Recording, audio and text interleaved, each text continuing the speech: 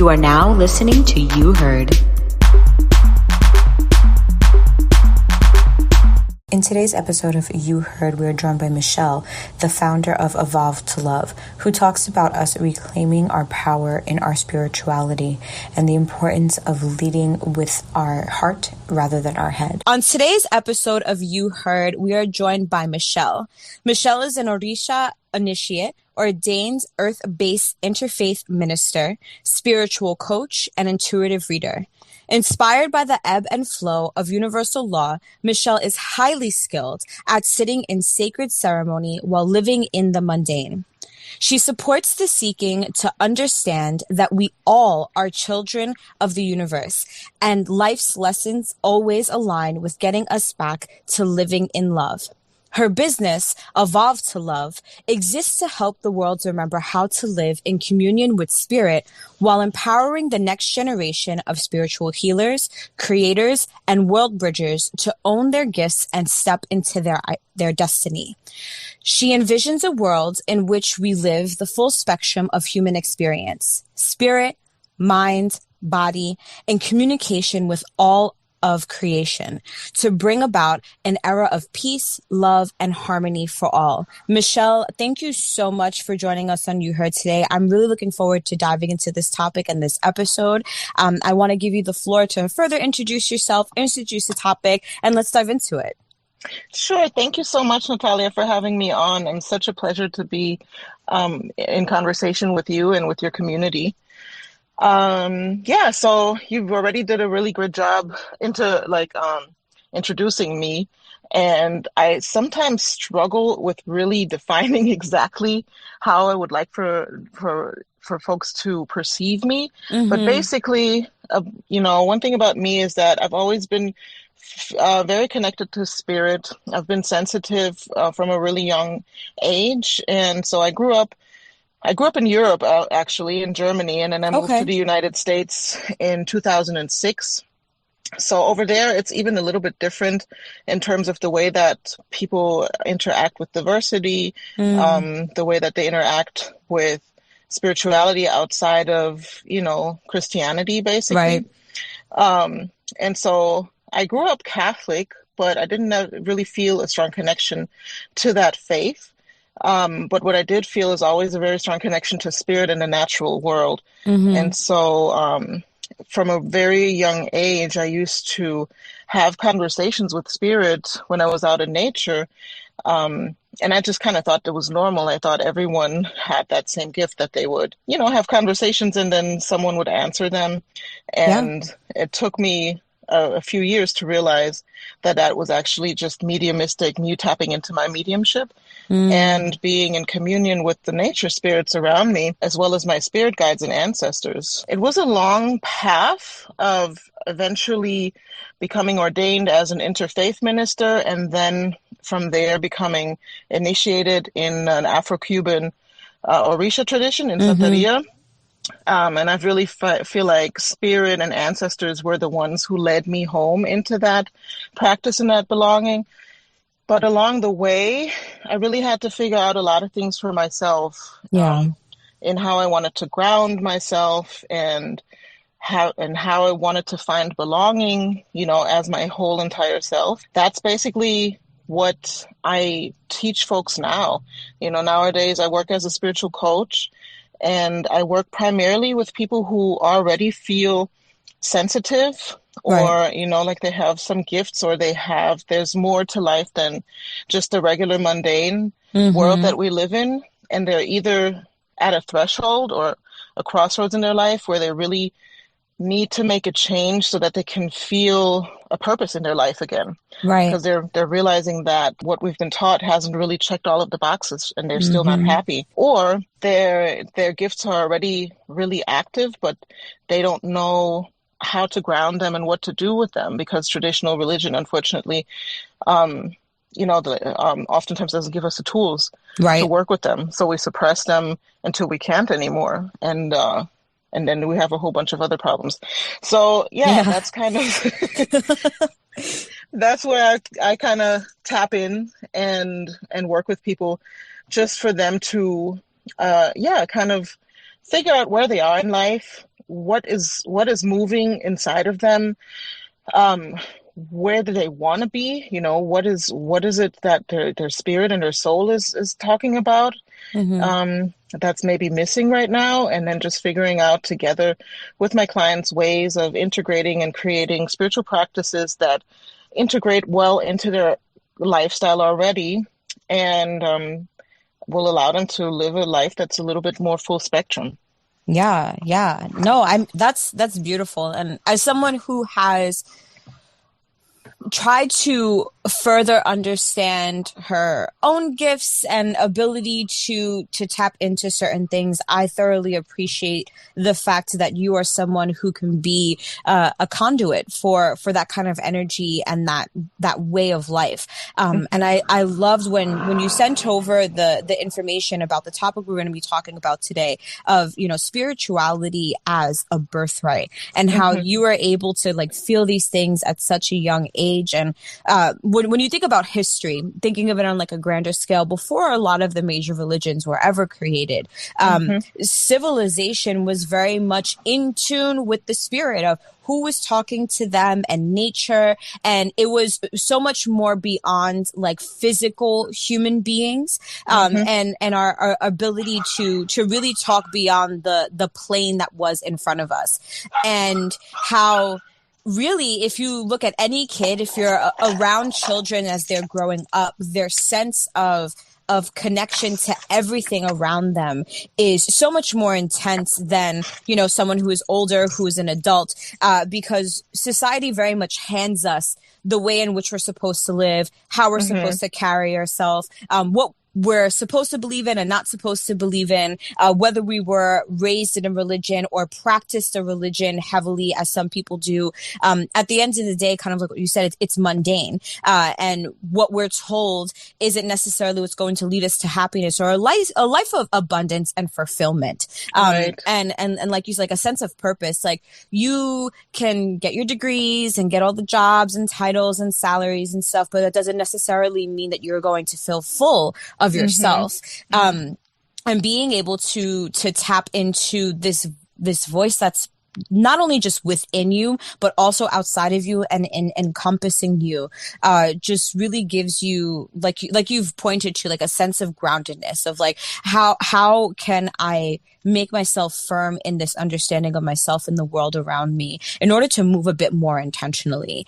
So I really appreciate the work that you do and the conversation that we're going to get into, because whether you were raised in a religion very strictly and abided by all the traditions and rules and participated in those kinds of things, that doesn't necessarily mean that you can't be somebody who is spiritual and be able to tap into this part of yourself that I think often society kind of puts to the wayside, because it's been shut off in us at such a young age, because people kind of forget that sense of connectedness is there. Yeah, exactly. And that's kind of why I really wanted to talk about this idea of spirituality as birthright, because I believe that as human beings, we are all intrinsically spiritual. It's part of who we are. We have a body, we have a soul, and we have a spirit. And then we live in a world that is also inhabited by spiritual beings, be it the plants, be it the nature, be it animals. And, a lot of people even believe places and mountains and stones and the ocean, the river, all of those parts of creation are understood from the animist perspective, that is much more indigenous to humans. As you were mentioning earlier, before we had civilization as we know it, and before we had the main Abrahamic religions that we practice now, humans kind of just, lived on the earth and felt themselves a part of it. And It wasn't so much of the up for debate that things were animated and spirited, and it wasn't so much up for debate that we were as well, because it was so obviously in our faces, right? And then the more that we got away from living in that kind of way of being connected to the earth and everything around us, the more we also moved more up into our heads and out of our hearts. And so now it's something that we actually have to reclaim for ourselves, that we actually belong here. We were born into this earth because we belong here. The resources that grow here are supposed to sustain our life just as they sustain life for all the other creatures that belong here. Right. And the element that will connect us to this truth once again is the spiritual connection that we've kind of segregated into what we now call organized religion. But so yeah, for me it's really important to talk about this a lot because I'm someone who dealt with a lot of feeling unbelonging, right? So I'm biracial. I grew up in a place where people didn't look like me. I've always been more naturally sensitive than maybe a lot of people around me would let on for themselves, or that was more accepted. So for me, it's always been this struggle in my younger years to find this place of where do I belong? Where do I belong? I don't belong in Germany. Then I came to the States. Well, I don't belong to the States. It was, like it was a long process of having to figure out that belonging it resides in me, and it resides in this home that is the planet. And I was lucky enough that I was able to come into different spiritual practices and learn from a lot of different indigenous elders from all over the world, where it really opened my eyes, and I had experiences in ceremonies and in rituals where I got to experience that reality that you don't have to prove that you belong. You already belong, you just need to take your place again in the community of living beings that is what the earth is. And again, spirituality, I think, is that piece that will bring us back into that experience of we already belong. There's nothing wrong with us. There's nothing lacking. And we know right now we're living in a time where capitalism is kind of dominating our thinking and our striving. Yeah. And so, as you were saying earlier, we're kind of striving for these benchmarks, like the degrees and the job and the house and the car, to achieve happiness. Because at the end of the day, we're pretty simple beings. We want to know that we're accepted and loved. We want to feel safe. We want to feel cared for. And so we do a lot.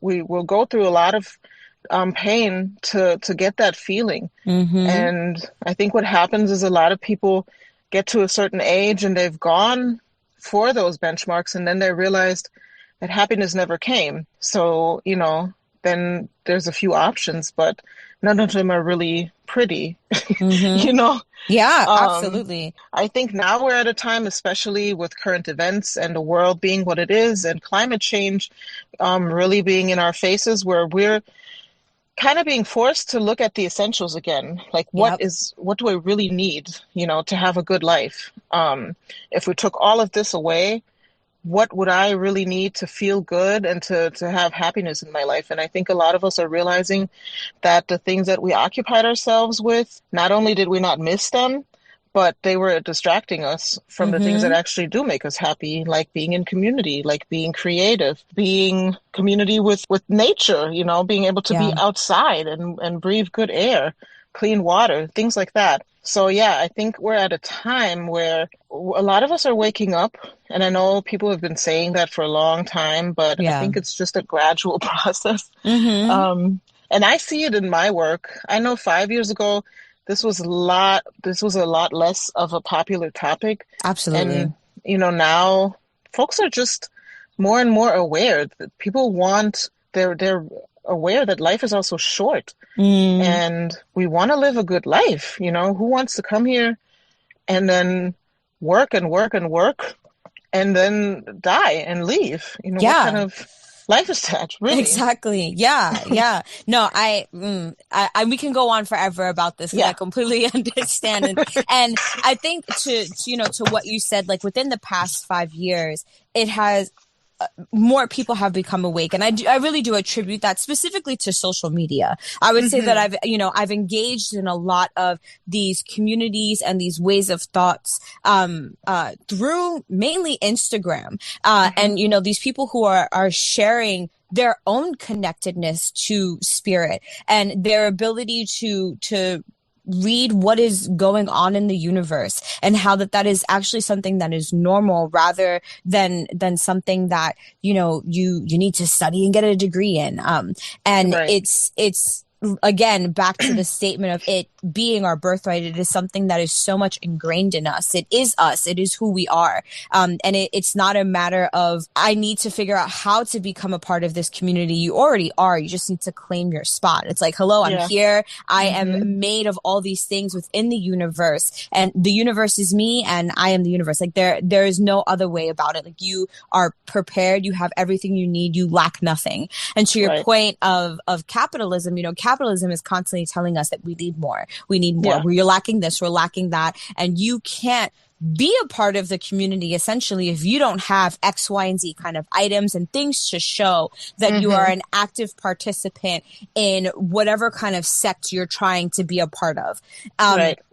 And as you said, like, it is a distraction from the reality of, like, you were literally born with everything that you need. And the universe puts you in situations based on, the energy that is happening because of how the planets have aligned, or, it's a full moon, it's a new moon, whatever it may be. All of these experiences have come together and put you through these things to make you even more prepared and more in tuned as you get older. And being awake and being open to that is what allows you to have that true human experience. Money and titles is a social construct. It has nothing to do with life itself. It has nothing to do with living. So when you take that away, it doesn't mean that you are any less human than you were from the moment that you were born. And your life is so much more than material things. So I mean, everything you just said just makes so much sense, and I understand, and I'm so in tune with it because I know that I've gone through that myself within the past 5 years. I graduated from college, and I remember, again, to you saying, like, okay, I achieved these benchmarks, but why do I feel like just as empty as I did before when I graduated from high school and thought that this college degree was going to, fulfill me and make me feel some type of way. And then I had a nice title and I was making money. And again, I was still feeling the same thing. And it's kind of like I can keep chasing, this idea of what my life is supposed to look like. And I'm going to still very much feel the same.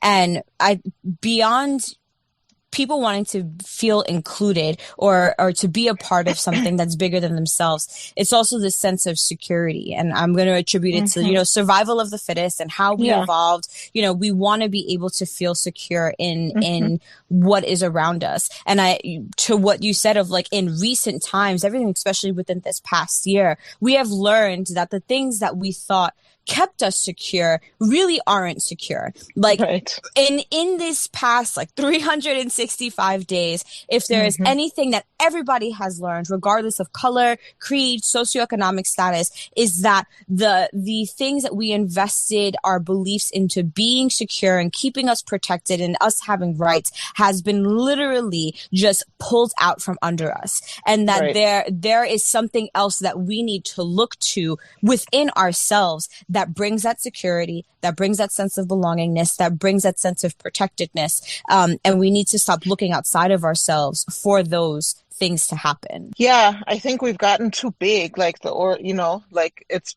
the area of focus has gone from small and nuclear family to global, and everybody is overwhelmed because either people weren't engaged in the first place, or how are we going to pay attention to all of these processes? We have to kind of go back, scale back, and start addressing our situation from the foundation, right? From the home, from the individual out.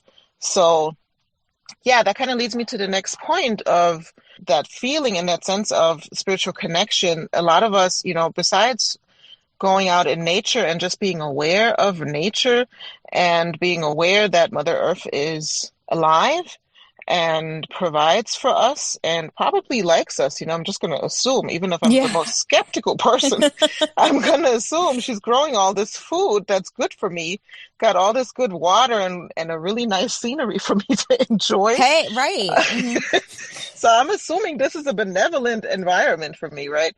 But outside of that, even because that is one thing that we all have in common as human beings, is our home is the Mother Earth. The second part of that is our ancestors. Those people who have gone before us, who've lived and walked this earth in human form, have, lived, loved, lost, built lives, left legacies, and then went on, left a body, but are now in the spirit realm. And the belief system that I come from very much believes that our ancestors are right around us, that we stand on the shoulders of our ancestors. They're looking out for us and they want to be involved in our continued progress and our continued evolution because we're connected. We're connected energetically and by blood. And so that's another kind of layer of the spiritual practice that's accessible to all of us without having to ever go through any kind of initiation or any threshold. Is just who are your ancestors? Who are your immediate ancestors? And then, can you trace yourself back as far as you can? Obviously, these days it's hard for a lot of folks, including myself. I'm Black and German, and so there's on my one side there's only so many generations that I can go back. But I was able to actually trace back to the last enslaved ancestor, because the thing is, once you make that commitment, once you say to spirit, I'm interested in knowing you better, ancestors, I want to be connected with you better. And I'm sorry I forgot about you. I'm sorry that I thought that I was just living in a vacuum and you weren't even there. But please, help me to understand myself, help me to understand who I come from and who you are and what you want for me in my life. Then, things just begin to open up. It's just a really beautiful thing with spirit, is the intention and a sincere, humble approach to being open will do so much for you. And then information usually comes from all kind of places that you didn't expect, But yeah, I always want to encourage folks to connect with the earth and also connect with your ancestors as much as you can, as many that you can gather. Ask your elders for the names and the stories of the people that they can remember. Ask about that family history so that we have an experienced connection to who we come from, because we do so much in the mind, so much is cerebral, but the more we have an experience of who we are, the more we can, it goes over into flesh and bone. It becomes second nature to us. So yeah, ancestors is that other piece. Yeah, I know for myself, I also grew up Catholic, but I didn't really grow up in a religious family. We didn't really practice outside of maybe went to church for Easter. And that was about it. And I did go to Catholic school. I did go to a Catholic university and stuff. But again, I wasn't a participant. And I always felt very much kind of like an outsider looking in and being a part of the practices when we had to participate in church and so on and so forth. And after graduation, understanding that I now am on this journey of really trying to figure out what I want out of my life and who I am, and knowing that it wasn't my degree and it wasn't my title and it wasn't my salary, diving into spirituality in general and how I needed to perform that, and had looked at other religions or practices that dove into religion dove into spirituality and framed spirituality in a certain way, but I still always struggle to fully feel connected with other ways that were, I guess, foreign to me, because I didn't grow up in a ritualistic or a very a household that had traditions that were practiced all the time. For me to put value into those things that were so outside of what I was used to was very hard. And it wasn't up until recently with a conversation with my friend who has done a lot of the work of understanding her ancestors and the power that they have within her life, and trying to tap into understanding as far back as her most indigenous ancestors, and how that has allowed her to further understand herself and love herself and connect with herself, and disconnect from a lot of the frivolous distractions that are in our day-to-day life now.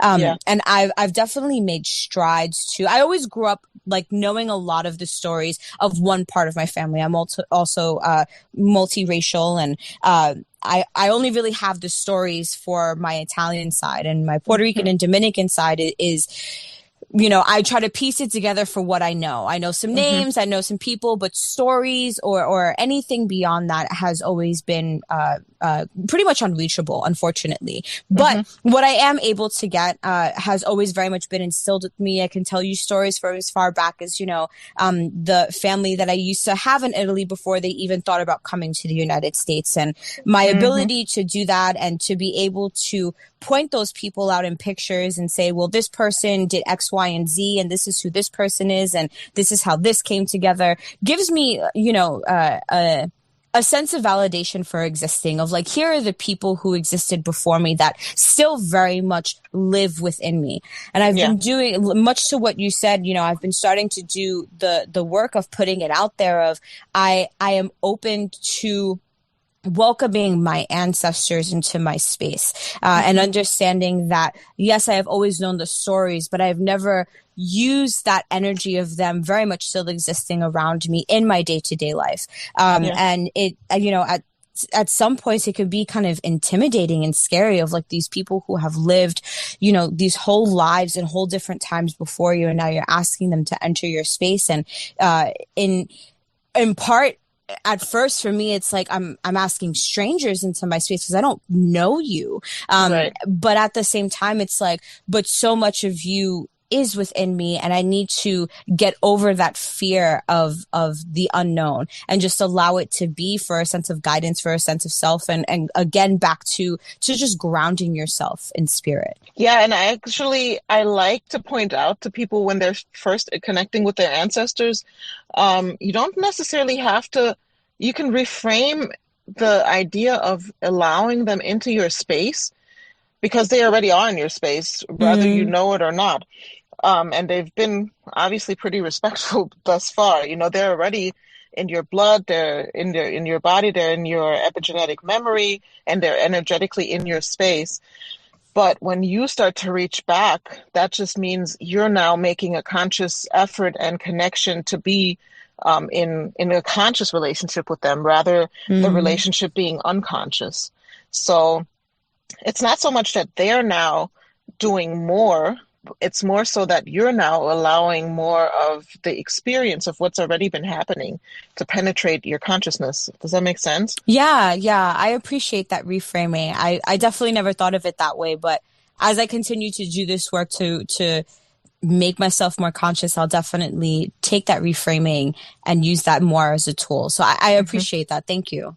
Yeah, absolutely. Because I agree. It can be really overwhelming and it can be intimidating to say, okay, I'm letting all of these ancestors into my space. I hope they don't frown upon me. I hope they don't judge my actions, all of those type of things. Generally, that's not the case, but you can always give a disclaimer when you're inviting them in and say, you know, I'm only inviting in all of the honorable ancestors, for one, all of the healed ancestors, the rested ones, because, you know, they have to go through their own journey after passing as well.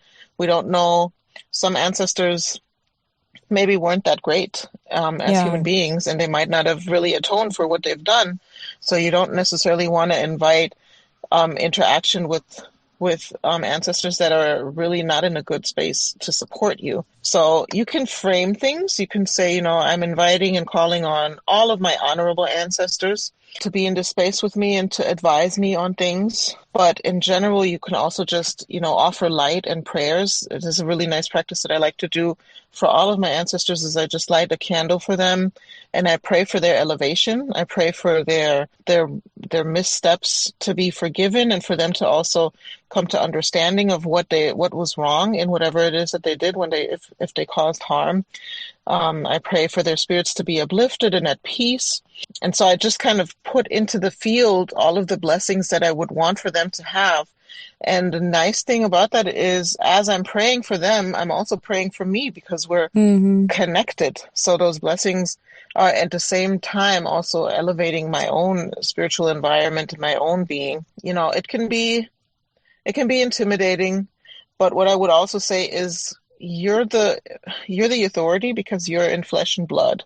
You're alive and you're walking this earth. They've already had their time. So it's really up for us to set the boundaries and to enforce them, which is another, I think, really important piece of practicing spirituality and coming into spirituality.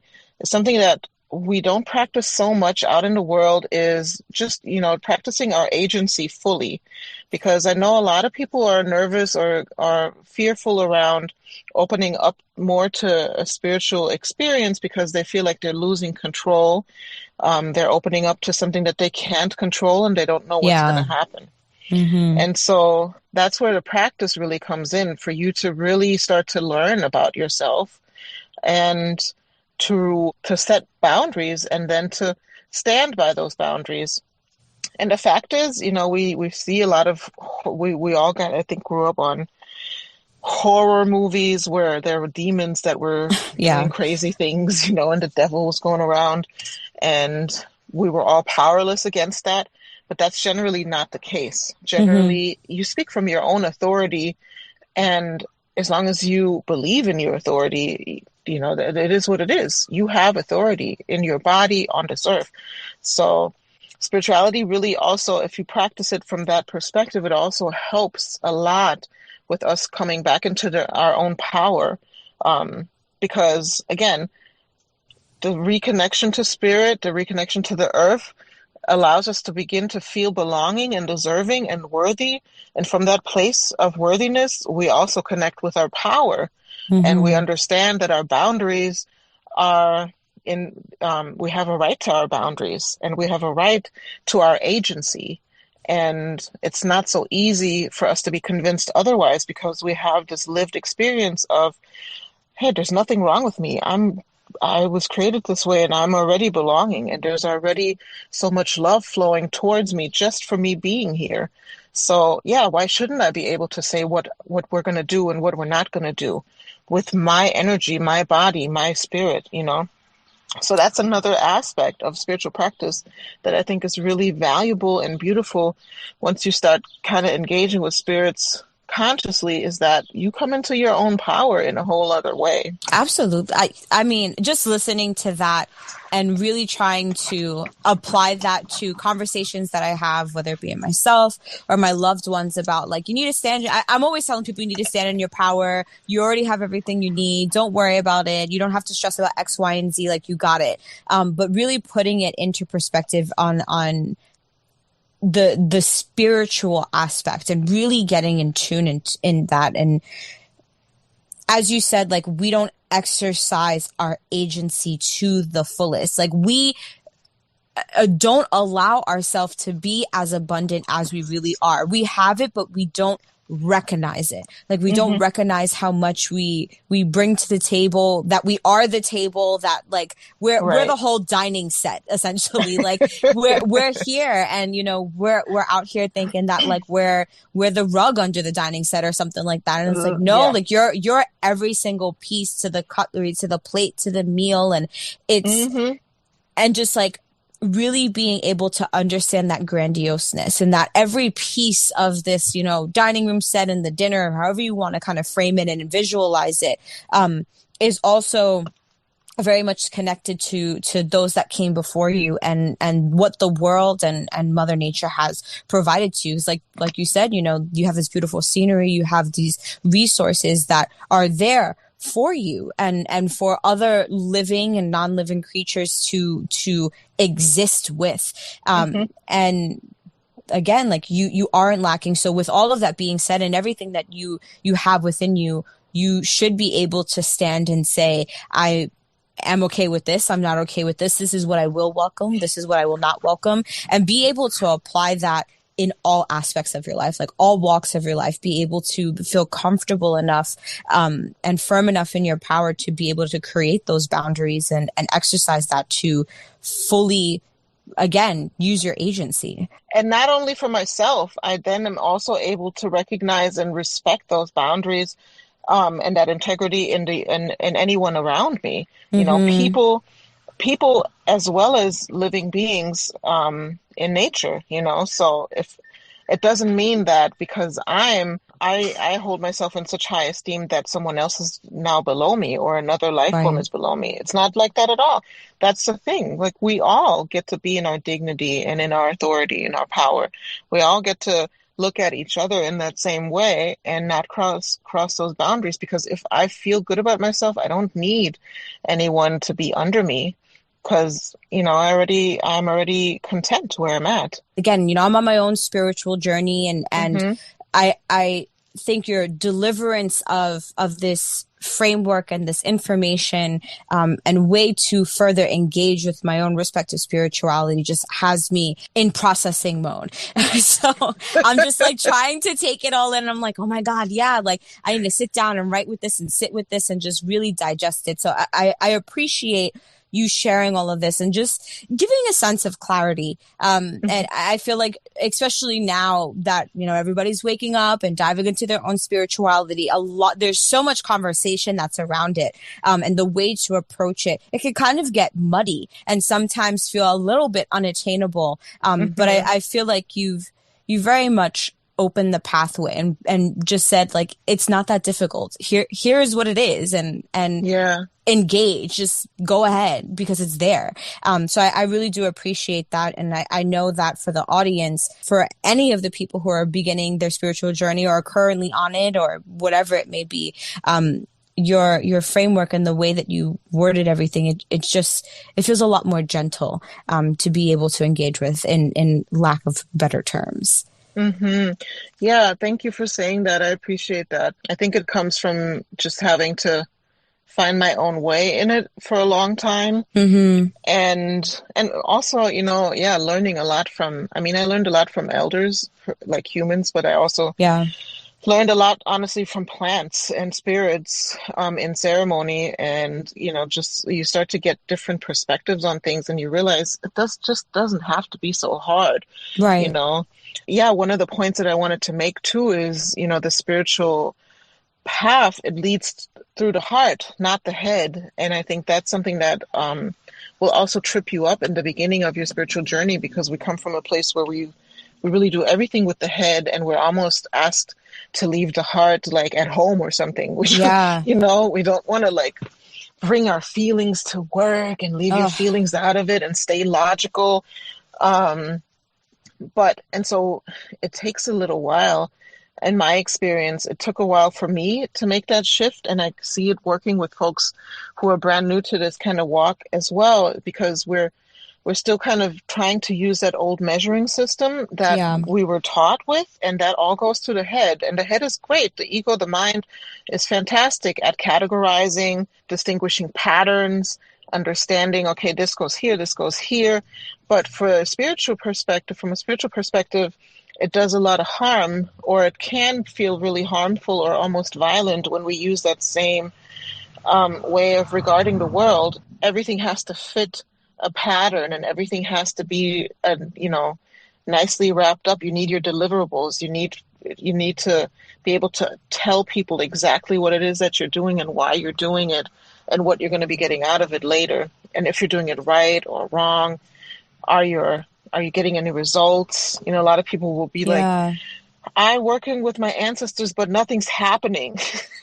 Yeah. And, you know, I get that from where we're coming from. But the thing is, there's a lot happening usually, with just happening under the surface. And it's when we engage with spirit, they typically use our heart, which is a place that can be a portal, which can be a place where we really connect, because we pick up a lot of, information through the heart center. But up until we actually engage with it, it's very subconscious. It'll use your intuition. Spirit will use your intuition. Yeah. Nature will use your imagination and your intuition. Again, like those subtle senses that, until we kind of recognize, oh, I need to sit with my heart. I need to see what's up there. It's not just an organ that's pumping blood. It's an energy center, and it's actually equally, if not more, perceptive than my mind. I just haven't actually learned how to read it because I've just been suppressing that. Like all those little things that come up, those feelings, those flashes of knowing, that feeling of a connection or repulsion towards a situation or a person. I've just been leaving that out because my mind didn't know how to categorize it, so I thought it was unnecessary information. So that process of leaving the head out of it or giving the head a rest, not making it wrong, because there's nothing wrong with our ego. It's a wonderful thing. And our mind is amazing. I mean, you do so many great things with it, but there's a time and place for everything. When you're engaging with spirit, ideally suspend your judgment for a little while if you can. Just see what you can feel. Notice what your body feels like. When you're out in nature, pick up on some cues, get really quiet, get really still, and just kind of see what's around you. What do you notice? And same thing with other people. So the heart is really the organ, the place where the communication will really thrive and the connection will really thrive. And then it's something that, again, we all have access to, but we need to, in most cases, relearn it. And so I like to say that because it can take some of that intimidation of, am I doing this right or wrong? Or do I need to learn a whole new system of stuff to be able to be spiritual? Do I now need to be a different person? And you really don't. You just kind of feel into yourself and you let your heart guide you. You go with your intuition and you go with those little impulses and you go on a little adventure because it's uncharted territory for you. So you just check it out and see what there is to find. Does that make sense? Yeah, that makes sense. It's like you said, it's your own little adventure. You're going on an adventure within yourself, and allow yourself to enjoy that as anyone would enjoy any adventure outside of themselves if they're going to a new country or, engaging in something that they've never done before outside of themselves. Think of it in the same way, but within.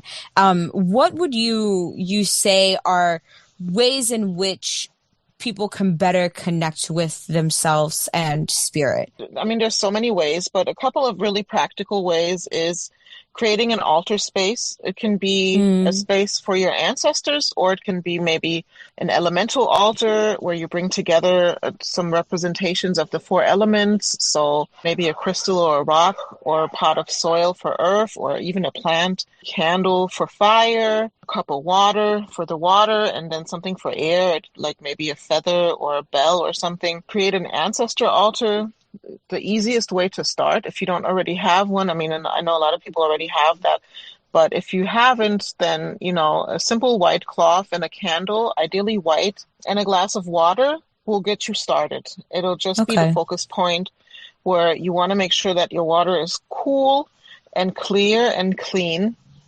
And the water is an offering to the spirit of the ancestors. It's also kind of like a conduit energetically, and it also cleanses your space. So you want to pay attention to the water as it gets cloudy over, usually it takes about a week or so and it'll get cloudy, and then you want to go ahead and dump out the water in the toilet or out of your back door and clean out the glass and refresh it and give it back to the ancestors. And then whenever you want to go and sit with them, you just light the candle and you say some prayers, or you just sit in quiet meditation, in contemplation. People can just kind of let them know what's going on. It's sometimes a really nice place to just come and leave your burdens and ask for advice, and then just be open to however that advice will come to you. It might be like an idea that you're having, or a dream, or somebody that will come and suggest something. There are so many ways that spirit starts to move when we invite them in to ask for support. But yeah, any kind of altar, to just kind of feel out what feels good and what is the energy that you would want more of right now in your life. And then just create a little shrine, a little altar, and spend regular time there in contemplation, in meditation, in prayer. The second one is really obvious, just spending time out in nature, but intentionally. And really going out with the intention of connecting with the energies that are out, so maybe you want to sit and meditate by a tree. And when I say meditate, it's a very broad, because I think that's also a term that can really overwhelm folks. Yes. Meditation really to me just means you're in contemplation and quiet contemplation where you're open to receiving your own voice, your inner voice. You're able to calm and quiet your thoughts for a little while and just be. So whatever meditation means for you, some people journal, some people take walks, some people sit and breathe, whatever that is. But yeah, going into a place in nature and just being with the spirit world there. And then if you want, you can go and you can pour a little water as a libation. It's a nice offering. Spirit always loves water. It's like the first offering that we give. Right. So you can pour libations and just, again, say who you are, introduce yourself, and let the spirits know that you want to be more connected and that you want to learn, that you're open to learning. And, it's always nice to ask for blessings. Just ask for their blessings. Yeah, and the third one, is really meditation. Yeah. Because whatever you do, you're going to have to create space for yourself. Right. It just doesn't happen while you're watching like the Real Housewives. As much as I love me some Real Housewives, but in order to listen to spirit and connect, you have to create some space to connect with yourself. So whatever that can look like for yourself, maybe you're carving out 10, 15 minutes a day to take a walk and just contemplate things and quiet your mind. Maybe you're journaling. Maybe you're sitting by your altar. Maybe you're dancing, listening to loud music and dancing and just getting into the body and out of the head.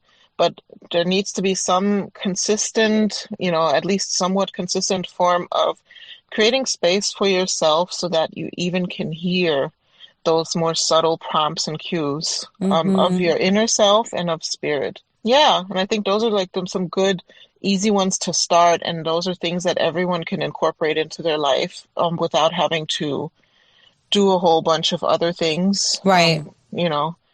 And doesn't cost anything. Exactly. It doesn't cost anything. You don't got to sign up for a subscription. You don't got to really, go anywhere extravagant in order to be intentional. I feel like all three that you've mentioned just ask you to be intentional in your movement, especially in this day and age, or in probably the past couple of 100 years. We just allow ourselves to move without thinking, because we're so distracted by whatever it may be, whether it be TV or food or social media or the news or our job and so on and so forth. And we never really take the time, like you said, to create space for just us, to just be and exist. Like, we are human beings, but how much time do we actually allow ourselves to recognize that we are human beings?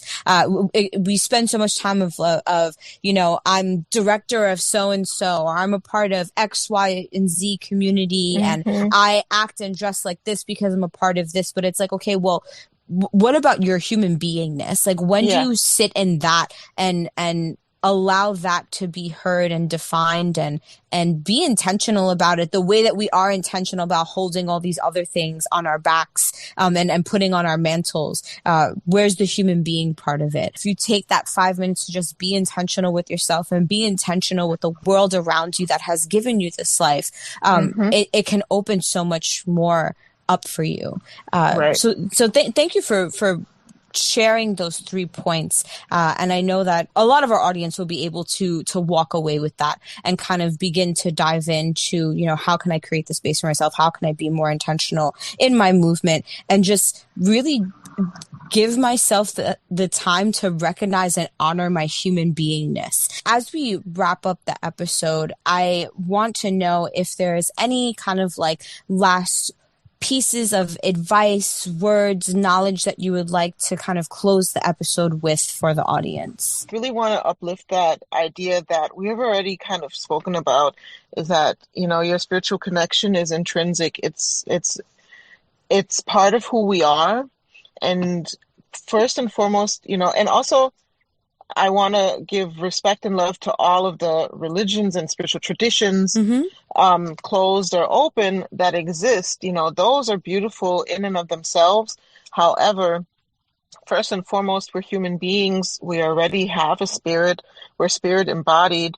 And so becoming a spiritual person does not mean that you have to change your life or your lifestyle in a great way. It doesn't mean you have to quit your job and, move to Joshua Tree or any of those things. Like, yes. It's about integrating the full self and just using all of the parts that we already have. And then in that journey, just allow yourself to rediscover some pieces of yourself that maybe didn't fit earlier. You didn't have the space for it. There's a lot of healing that comes from incorporating spirit because we learn to accept ourselves, because we're humans. And so as we begin to accept those softer parts of ourselves that maybe didn't fit into a capitalistic worldview, but they didn't have like a particular value before, now you're realizing they did have value and you're not weird and there's not that many quirks about you that were not made with intention, or at least can be put to good use in one way or another. So yeah, I want to just uplift that you already are a spiritual being. We all are already spiritual beings. And if you ever want to go further and go into more indigenous traditional religions and want to get initiated, that I don't knock that, because that's the path that I took as well. But I want to say that first and foremost, I think it's so important and so valuable for us to just remember we already are spiritual beings. Right. And we have all those tools. And yeah, I hope that people listening, the audience, will get a little inspired to play around and open up to seeing what works for them, and how do they want to incorporate a spiritual practice in their own life without having to become other people, but just being themselves, but just more fully so.